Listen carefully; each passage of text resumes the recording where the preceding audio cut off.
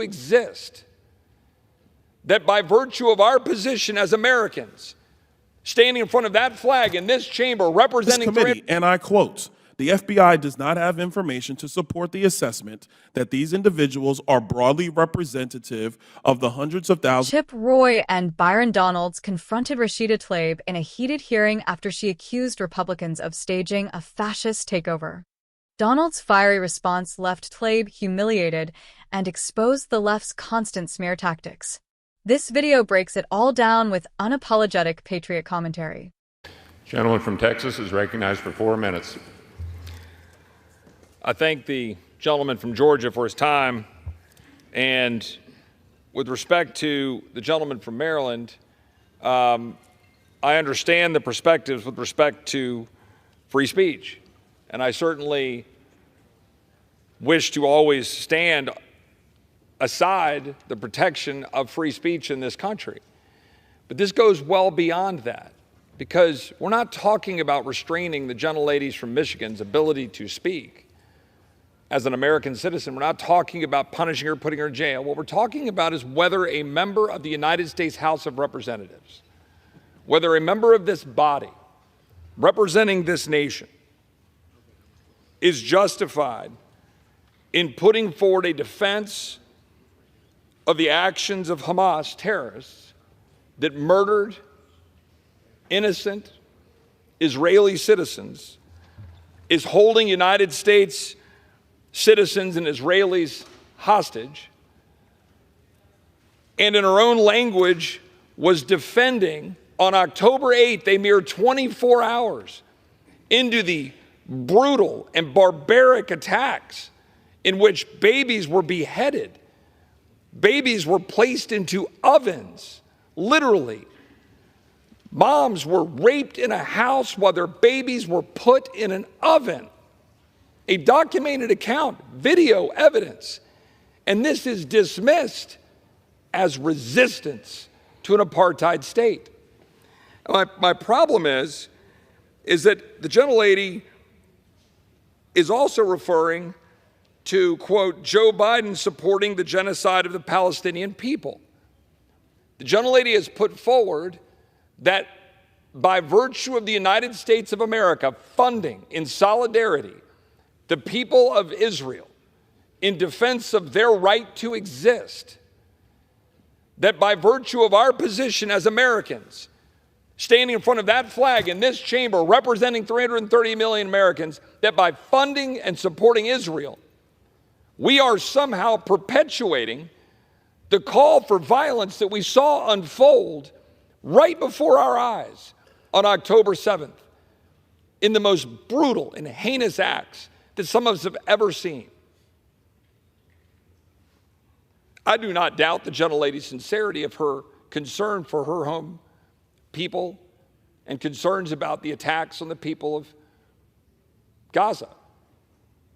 I had some people who called into question that I would put out my public support for my former colleague, Justin Amash, who lost cousins in a church, receiving missile fire into a building next to a church.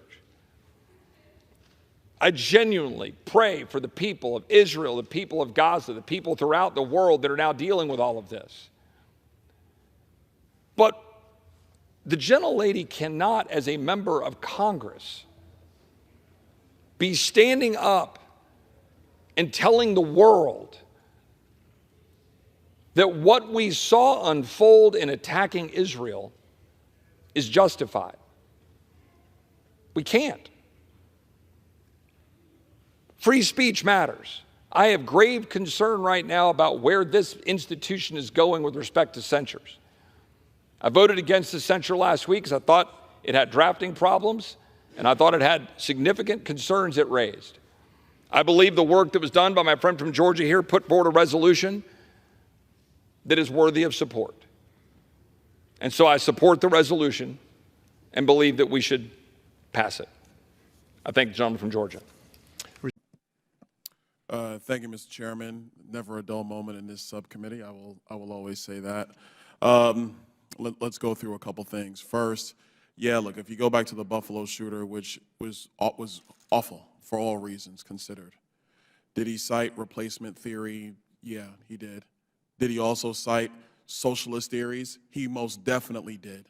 Did he target black people? 100% he did. So if you combine all of the issues with the Buffalo shooter, you had somebody who wanted to kill black people. Obviously, that's a white supremacist move. That was his whole focus.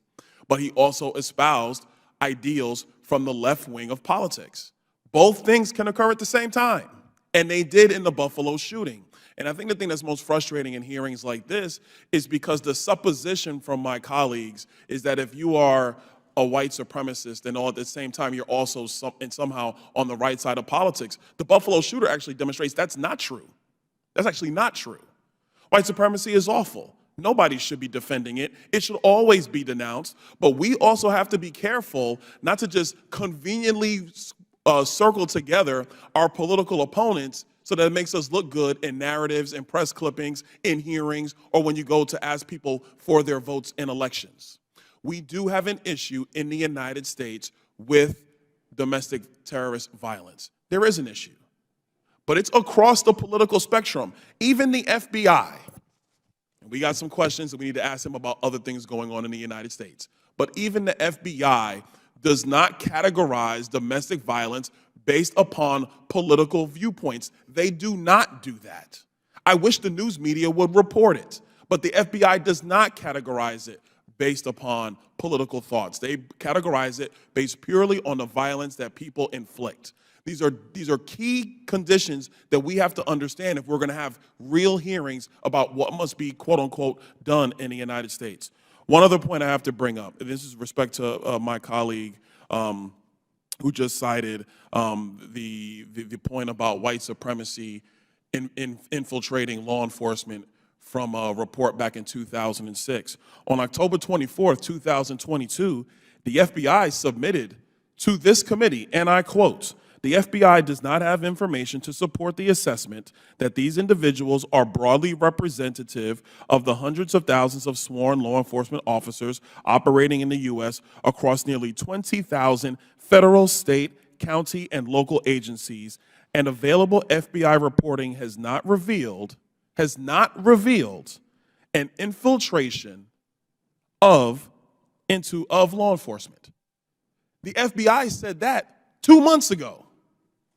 So are we going to sit here and just try to create these cute little narratives that sound good politically, or are we going to get to the bottom of what's actually happening in the United States of America? And truth be told, the bottom of what's happening in the United States is that we are making cute narratives that look good for politics and sound good in press clippings, and we are not being honest about all of the various factors that are happening in the United States, namely a major social media problem. We know about the Twitter files. Let me give you guys a preview. We're going to be talking about that in the 118th Congress. Real quick before my time expires. Because when these issues flare up in our politics and in our country, we have to be careful not to quickly assign blame to one group or another group or one side of the political aisle or another side of the political aisle. We have to get to the facts. And there's actually demonstration of that right here in this hearing. Ms. Caraballo, on page 12 and 13 of your written testimony, you painted concerned parents as having been infiltrated by white nationalists and far-right militia groups, which played a significant role in school board protests. This has not actually been my experience with concerned parents. In your testimony, you wrote that in Loudoun County, Virginia, unfounded rumors that spread in local parent groups on Facebook about an alleged trans student sexually assaulting a girl in a bathroom led to a firestorm of several heated school board protests that descended into violence. But in fact, the perpetrator, it actually turned out, had committed 2 sexual assaults at 2 different Loudoun County schools in 2021 and was arrested on October 7th, 2021. ChatGPT said, "Welcome back to Alyson Reacts. Before we dive in, make sure you hit that subscribe button and smash that like, because every single click helps push this channel further and gets the truth out to more people. The mainstream media will never tell it like it is, so it's up to us to fight back, and your support keeps this mission alive." Now, let's talk about what just went down. Chip Roy and Byron Donalds absolutely went head-to-head with Rashida Tlaib in a hearing that perfectly exposes the radical left's obsession with labeling conservatives as fascists. Tlaib went on one of her usual tirades, accusing Republicans of staging some sort of so-called fascist takeover in Washington, D.C. That's the language the left leans on when they can't defend their policies, when they can't explain their failures, and when they want to silence any opposition. But this time, Byron Donalds wasn't having it. He looked her right in the face and asked, "Do I look like a member of the Third Reich?" That hit like a thunderbolt. It stopped Tlaib in her tracks and forced her to confront the absurdity of her rhetoric. Think about how insulting and demeaning that kind of accusation is, not just to Republicans, not just to Donalds personally, but to every American who believes in limited government, secure borders, and individual freedom. The left throws around words like fascist so casually, and in doing so, they cheapen the real meaning of the term while trying to demonize their political opponents. Chip Roy then stepped in to back Byron up and call out the hypocrisy of Democrats. Here's the truth. Democrats want total control over Washington, D.C. They want to turn the nation's capital into their permanent power base, and anyone who stands in their way gets labeled as some kind of extremist.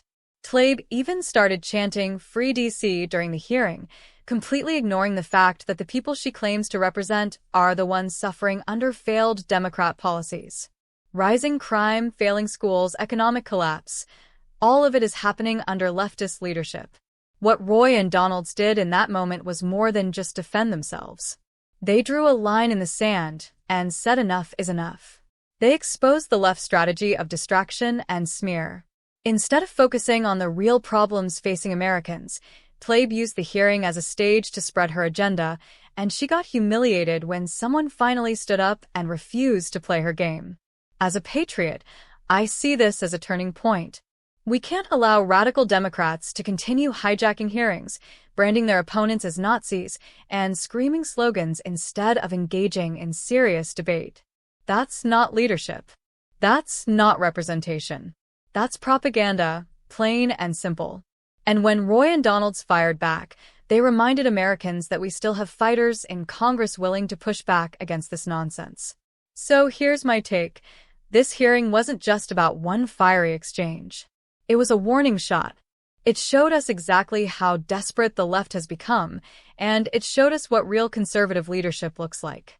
Byron Donalds and Chip Roy didn't just defend themselves, they defended every single one of us who's sick of being silenced, smeared, and lied about.